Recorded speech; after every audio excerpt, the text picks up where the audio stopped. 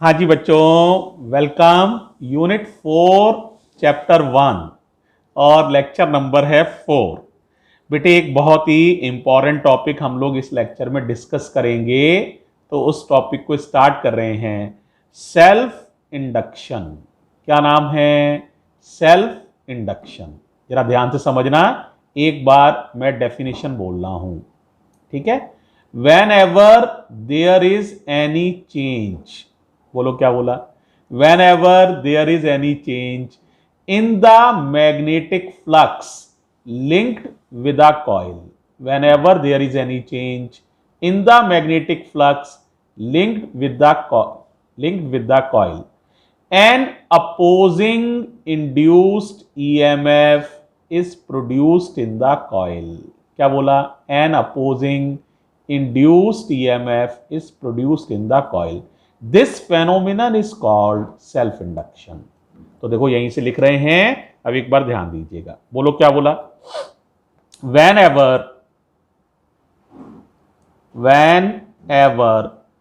there is any change in the magnetic flux, या आप ये भी कह सकते हैं मैग्नेटिक फ्लक्स की जगह करंट भी कह सकते हैं। करंट में चेंज करोगे तो मैग्नेटिक फ्लक्स में चेंज हो जाता है, ठीक है?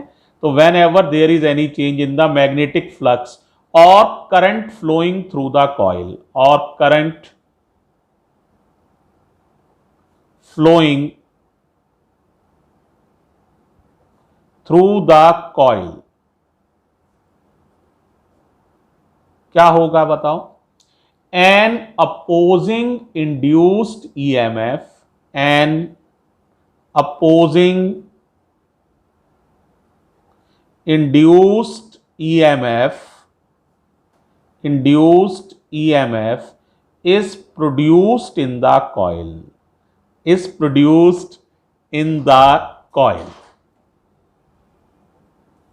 This phenomenon is called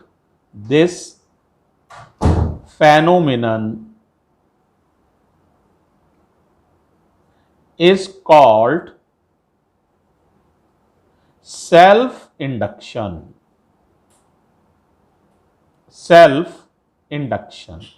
पहले बताओ, यहां तक क्लियर हो गया है? याद हो गया है? अच्छा बोलो। whenever there is any change in the magnetic flux या current flowing through the coil, an opposing induced EMF is produced in the coil. This phenomenon is called self induction. यानी अगर कोई कॉइल है, उससे लिंक मैग्नेटिक फ्लक्स में या तो change कर लो या उसमें बहने वाली करंट को बदलो। दोनों ही स्थितियों में, क्योंकि दोनों एक ही बात है, उस कॉइल के अंदर एक इंड्यूस्ड ईएमएफ पैदा हो जाएगा जो इस चेंज का विरोध करेगा। इसी घटना को फिजिक्स में सेल्फ इंडक्शन कहा जाता है। क्लियर हो गया? अब बेटे इसका मेजरमेंट करना है कि विरोध है तो कितना विरोध है ना? तो हमें इस विरोध को, इस इंड्यूस्ड ईएमएफ को नापना है ना? तो बेटा इसके लिए एक टर्म यूज किया जाता है, उसका नाम है सेल्फ इंडक्टेंस। क्या नाम है? सेल्फ इंडक्टेंस, या एक और नाम है उसी टर्म का, कोफिशिएंट ऑफ सेल्फ इंडक्शन। तो दो नाम है बेटे। तो जरा देखो, मैं हेडिंग डाल देता हूं, अब इसको ही हम डिस्कस करेंगे। तो या तो कह low self inductance denoted by capital L, या एक और नाम कह सकते हो इसी का, क्या नाम था? Coefficient of self induction. यहां वर्ड इंडक्शन है, यहां वर्ड इंडक्टेंस है, तो थोड़ा केयरफुली देख लेना बेटा, ठीक है? अब देखो भाई, जरा इसके लिए पहली लाइन में बोलने जा रहा हूं, केयरफुली समझिए। जब किसी कॉइल में से क्या चलाते हो? करंट। क्या चलाते हो? Current.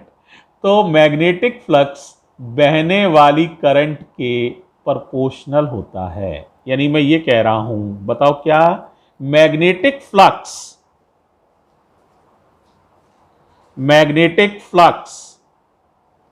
linked with a coil, linked with a coil is directly proportional to, निशान आ गया, is directly proportional to current flowing through the coil, current flowing through coil। बताओ भाई इस बात को मैथमेटिकली कैसे लिखोगे? तो आप लिखेंगे phi is proportional to I. Phi माने magnetic flux is proportional to I. जब प्रोपोर्शनैलिटी का निशान हटाएंगे तो एक कांस्टेंट आएगा और ये कांस्टेंट होता है एल माने सेल्फ इंडक्टेंस। तो फाई बराबर एल आई, इंपॉर्टेंट फॉर्मूला है। तो phi equals to L I. क्या यहां से एल की डेफिनेशन दी जा सकती है? Of course. तो एक डेफिनेशन हम एल की दे रहे हैं। तो देखो भाई, डेफिनेशन ऑफ एल, क्या डेफिनेशन हो जाएगी बताओ? अगर आई की वैल्यू को 1 एम्पियर कर दें, if I equals to 1 ampere, तो क्या हो जाएगा? ये 1 हो गया ना, तो फाई हो जाएगा एल के बराबर, फाई एल के बराबर। अब इस बात को लैंग्वेज में बोलना है, जरा बोलो लैंग्वेज में क्या हो जाएगा? देखो बेटा, मैग्नेटिक फ्लक्स और सेल्फ इंडक्टेंस बराबर हैं, करंट 1 एम्पियर है, लैंग्वेज बनानी है।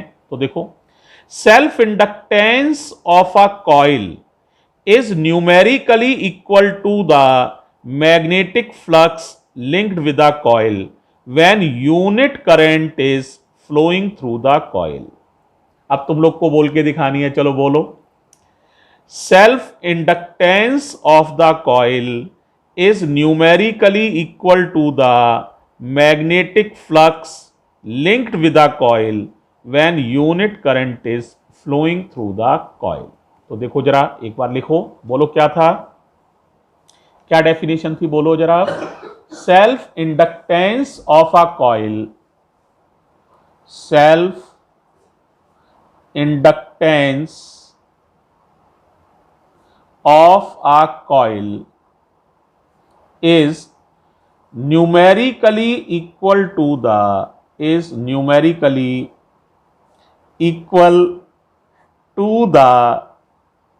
magnetic flux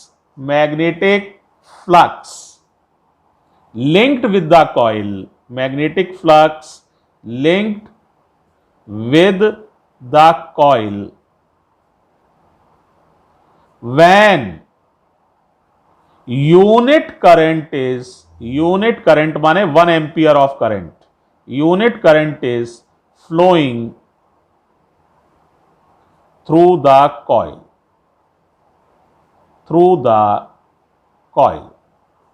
तो ये बेटे एल की डेफिनेशन भी आसानी से दे सकते हैं, कोई दिक्कत नहीं होनी चाहिए। अब देखो बेटा, एक फॉर्मूला तुमने फैराडे लॉ में पढ़ा है, क्या पढ़ा है जरा मुझे देखो जरा, बड़ा इंपॉर्टेंट है। अकॉर्डिंग टू फैराडेज लॉ, कुछ याद आया? पढ़ा था ये, तो बताओ क्या था, लेक्चर 2 में है। E बराबर होता है minus D phi upon D T. बोलो क्या है जरा बोलो, E equals to minus D phi upon D T. लेकिन फाई की वैल्यू कितनी थी? L I. एक बार देख लो, दिखा देते हैं, फाई की वैल्यू कितनी थी, दिखा, फाई की वैल्यू थी एल आई, तो फाई की जगह एल आई लिख रहे हैं इक्वेशन 1 से। तो देखो क्या हो जाएगा बताओ जरा अब, तो ये हो जाएगा प्यारे बच्चों, E equals to minus D D T of L I. अब L तो बेटे कांस्टेंट है, याद करो प्रोपोर्शनैलिटी की जगह आया था L, है ना, तो L तो एक कांस्टेंट है, तो कांस्टेंट तो बाहर आ जाएगा, डिफरेंशिएशन किसका होगा? I का, तो E का फॉर्मूला बन जाएगा minus L D I upon D T. बहुत इंपॉर्टेंट रिजल्ट है, याद करो, E बराबर minus L D I upon D T. यहां से आप L की एक और डेफिनेशन भी दे सकते हैं, उसको भी समझो, है ना। एक और डेफिनेशन कईयों बार हमें जरूरत होती है, तो इसको समझो। तो देखो भाई, डेफिनेशन ऑफ एल, एक और डेफिनेशन है ये, तो जरा देखो। अगर हम ये कह दें D I upon D T को हम कितना ले लें, 1 एम्पियर पर सेकेंड। यूनिट समझ में आई, एम्पियर पर सेकेंड कैसे हो गई, आई की यूनिट एम्पियर, टी की सेकेंड, तो D I upon D T हो गया 1 एम्पियर पर सेकेंड। तो ई की वैल्यू किसके बराबर हो जाएगी, माइनस एल के। और अगर हम यहां लिख दें ई बराबर एल, माइनस को कंसीडर नहीं कर रहे हैं, तो ब्रैकेट में लिख दे रहे हैं न्यूमेरिकली, डायरेक्शन की बात नहीं कर रहे हैं।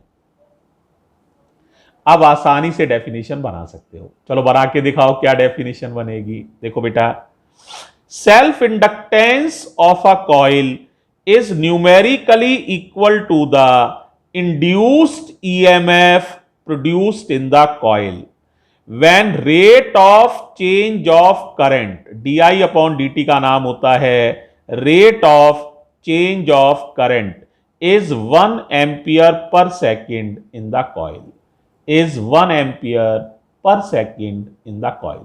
चलो बोल के दिखाओ सारे बच्चे क्या है, बोलो बेटा। तो सेल्फ इंडक्टेंस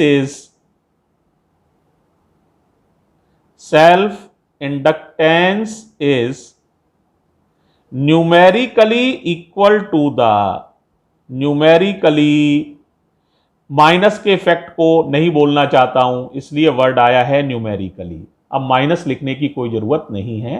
तो self inductance is numerically equal to the,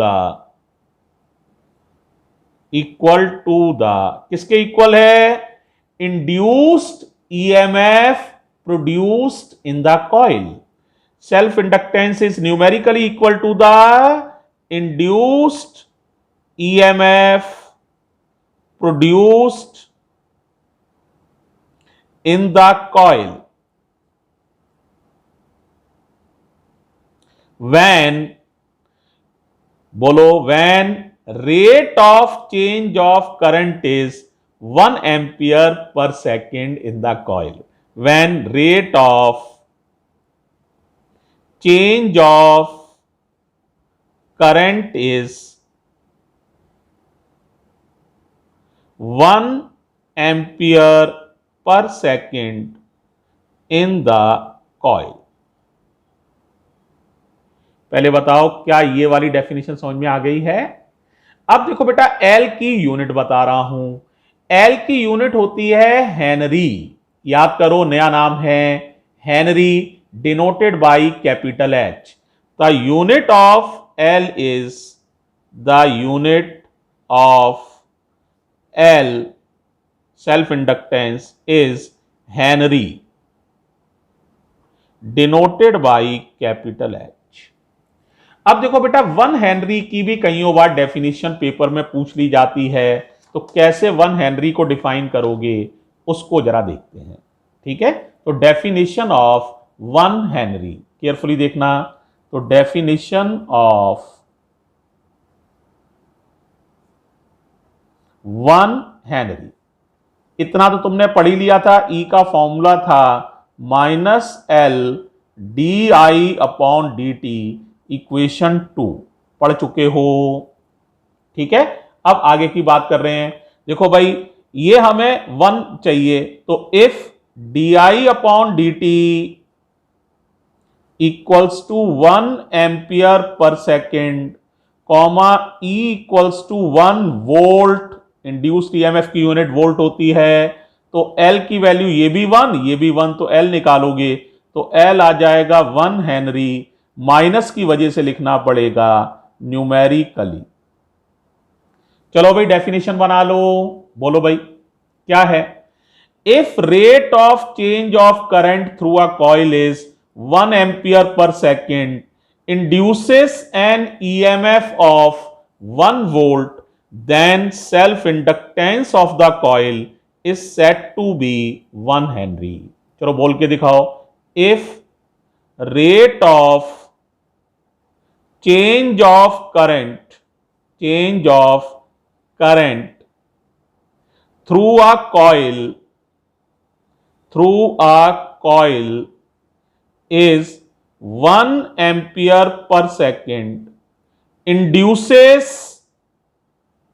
an EMF of 1 volt, then self inductance